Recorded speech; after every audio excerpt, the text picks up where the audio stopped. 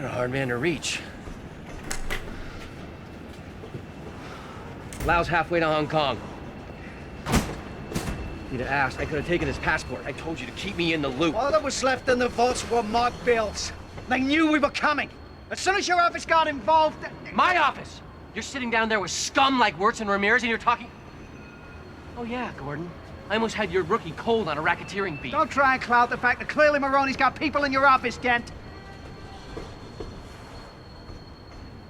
We need Lau back. But the Chinese won't extradite a national under any circumstances. If I get him to you, can you get him to talk? I'll get him to sing. We're going after the mob's life savings. Things will get ugly. I knew the risk when I took this job, Lieutenant. How will you get him back anyway? He does that. It's funny because as you're saying all this, like, if given how much we've talked about like me in the workplace and all these horror stories and what you're saying right now and its relatability to all these dysfunctional managers, I really think that that's the system that the left is pushing for and wants, because those types of systems, you can get high at your job, you can drink, you can dick around, you can swear, you can do whatever you want because you're not going to be held accountable. And for a lot of these people, I think they see that as freedom, because now what I'm seeing with the Eugene and the Portland Police Department is almost like they demanded that to such a high degree that now it's resulting in that to where if the police do get involved, it's, hey, let's calm down. You know, you don't need to do this. And then meanwhile, someone's throwing a Molotov or punching somebody in the face and the police are just acting like they're cool mom, you know, just letting the kids go at it, because that's kind of what it seems like they want, is that kind of cool mom, indirect, don't confront me with what I'm doing, don't look at my moral failures, step around the issues for me at every level of society. I can't disagree. That seems plausible. There's another side, fear. So I read On Combat by Lieutenant Colonel Dave Grossman, Ranger turned Army psychologist, and he argued that in interpersonal combat is the greatest human phobia. People are terrified of it, and they will try to avoid it. And I speculate that if it's extended a little further, some people fear interpersonal confrontation so much they will lie to themselves to avoid it. So why do you see a lot of cops just turn around and ignore a crime in progress? Quite often it's because they don't want to deal with the fight. Yeah. And I think what I want people to realize with the Portland and Eugene police right now, I guess it'd probably be all of Oregon at this point. I also don't think they would be put in this position had we not come in BLM and Antifa and demanded that they bend the knee. You know, I kind of feel like we were the first phase of this insurrection, and now what we're seeing right now with this little revolutionary pop-off is the second phase. And I think the first phase on our end was essentially to demoralize them, push them to the brink. You know, cops were committing suicide all over the country, you know, forcing the good ones out of their jobs. And we're demanding all these different policy changes, not ever having any coherent idea of what we wanted, just defund, strip them of this, less training, less this, less this. And now we're left in a situation to where I think a lot of them feel like they're held hostage, because I don't think they've all completely like sold out their ideologies to Antifa or the left. Because I think what I saw during that era was that the police had a civil war with each other. Some people sided with BLM, other people sided with the militias. You know, the cops would drop weapons for the right, and then they would arrest people for the left. So I think over time that created a bit of conflict. But after Trump got elected, because you could drive all around Oregon and you wouldn't see a cop half the time. You know, the scene at the time was like BLM had gotten so bad, you wouldn't even see a cop shopping, getting coffee in uniform. Here, cops will be off duty and they walk around in their uniforms all the time. Like, they were living in fear at the time. But whenever Donald Trump got elected, all the cop cars were out. People were getting pulled over for speeding. People were able to get through to the police departments easier. You know, I think they want to do their job, but we did a lot of damage. And I think what the reality is a lot of police operate on orders, not necessarily principles. So if we give them those orders to act and behave the way that they were, then it makes a lot of sense why we're seeing what's happening. Yes. The job of the police is to follow the orders of those appointed over them. They don't do independent legal analysis. And some people hate that, but that's actually the way it's supposed to be.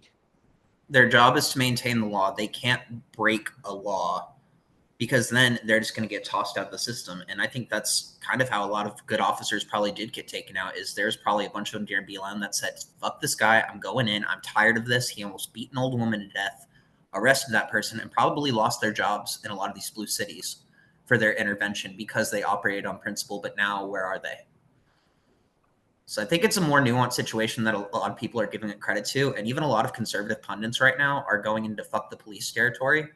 And that is scaring the hell out of me, because a lot of people are starting to sound exactly like I did in Antifa when they're talking about the police. And I'm just not. I believe they've been infiltrated. I believe there's a lot of corruption. I think BLM was right about a lot of things with the police. Otherwise, this would not be happening. But to go full on demonization and ACAB, like on the part of these Christian conservatives who I've been watching, like, quite frankly, like people who've helped educate me on this. And I'm not saying Tim Pool's going all the way with it, but it's just like I'm watching these people who've been so emotionally invested this entire time. And so many people that are coming onto all these shows are just getting so angry at the police. And I think that was the point.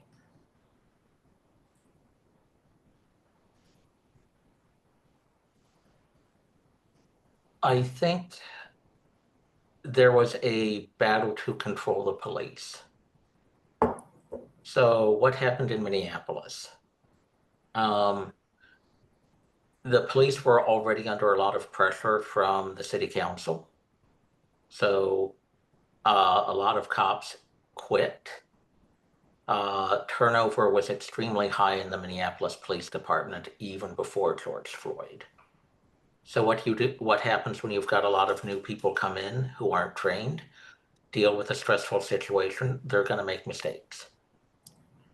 Especially during a series of riots. Well, even before that, but during it, yeah. And when you've got the top political people in the state pressuring you to be hands off, you're going to follow orders and be hands off. And because the political pressure kept on mounting, they ended up replacing a more experienced chief of police with the guy who ran the police canteen. The guy was not capable of doing his job. So crime increased. There were more criminals with money to corrupt cops. There was more political pressure from politicians who thought the cops just weren't doing their jobs voluntarily rather than because they were under political pressure. So they started losing support.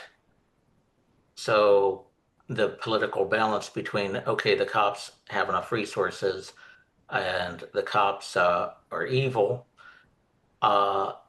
flipped. So who was getting promoted? Those who spouted whatever the politicians wanted them to spout. Who wasn't getting promoted? Those who complained that the situation was getting out of hand. So you had a huge number of experienced cops leave. You might have newcomers who were still wanted to do the job but demoralized. You had the crooks rise to the top. So the Minneapolis Police Department now is not what it was 6 years ago. And it wasn't all that great 6 years ago either. And it can all just get worse too. I want to get your perspective on this because this is my concern right now. My concern is that, at least in Oregon, I can't speak for other states. I've been following Oregon a little bit more, but my concern is that the police, if ordered to, may start popping shots at the feds. I don't think it would go the other way around. I think under the governor's order, if she tells the police to protect a certain area, I think some might do it, others won't, and it's going to create a panic. I don't want to see the police shooting it out with the feds, but I feel like we're getting really, really close to that territory. I think we're getting close to the point where it is, are you going to listen to your state representatives and your government, or your state, like your governor, or are you going to listen to the president of the United States of America?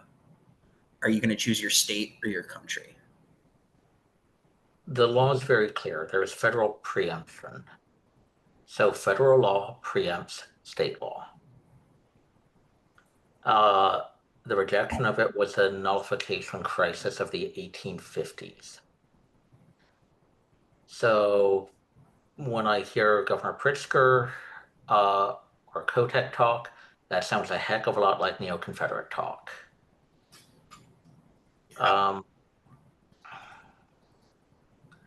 Do I think, I would hope that most cops would understand the law enough to realize federal preemption applies. I don't have faith that all cops are, especially right now, understand the law well enough to realize that.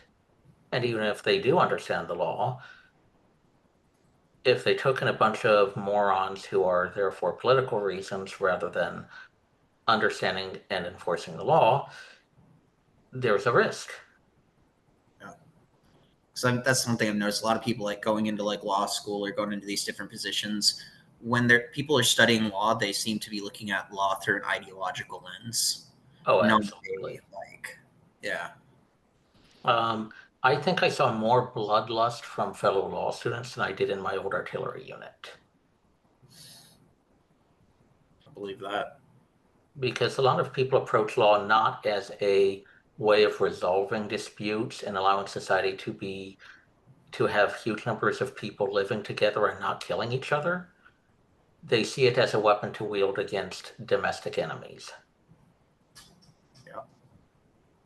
That's not a recipe for seriously trying to understand the situation, and that's not a recipe for coexistence. It's really just revenge culture if you think about it. I It's just think so. built on revenge. People can motivate themselves through hate for a while, and they don't realize it burns them up until later. I think a lot of people are about to see that. I think a lot of conservatives are about to see that. I think they're falling for the exact same trap that I fell for once upon a time. Yeah. Temptation applies in all directions. And while the biggest enemy of the past may be in one direction, the biggest enemy, there's no shortage of ways people can mess up. There's 2 ways to fall off a horse. Yeah.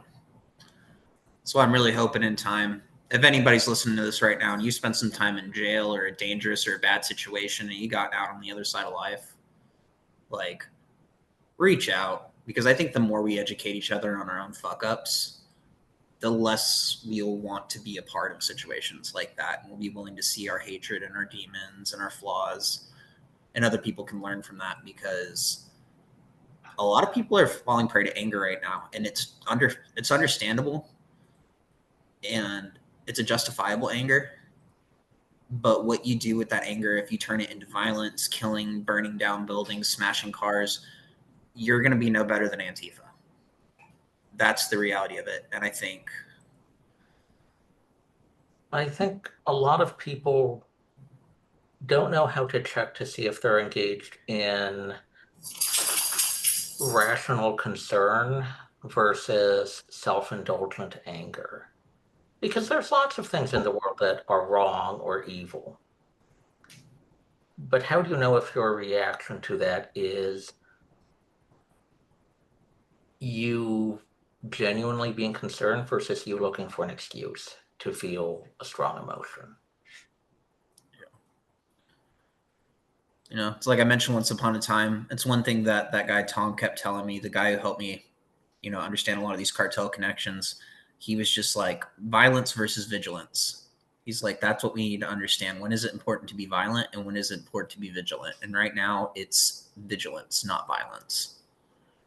Because vigilance is going to help us spot out these players. It's going to help us put pieces together. You know, you'll do more to help take these guys down if you were to share these videos with local law enforcement and federal agencies than walking out into the middle of the street with an AR-15 to shoot a 20-year-old in the foot.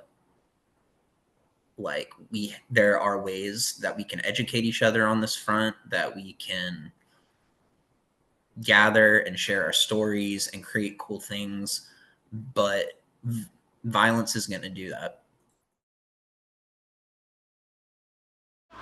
Beside the golden door!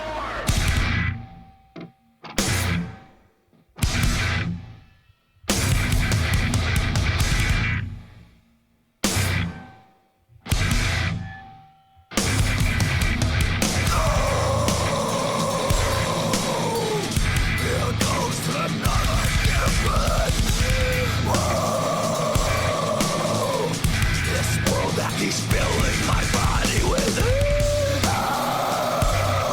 my scars, they itch, and I pick my stabs, and I grow. They all try to cut my throat. But God ain't gonna let us go to our graves without showing you what he has made. God ain't gonna let me go to my grave without showing you what he has made. There's a war outside, there's a war outside. I just know that if I die, nowhere I fall, my life I lose. There's a war outside, and if I should die tonight, whether it's wrong or it's right, I'll be lost. There's a war outside, war outside, war outside. There's a war outside, war outside, war outside.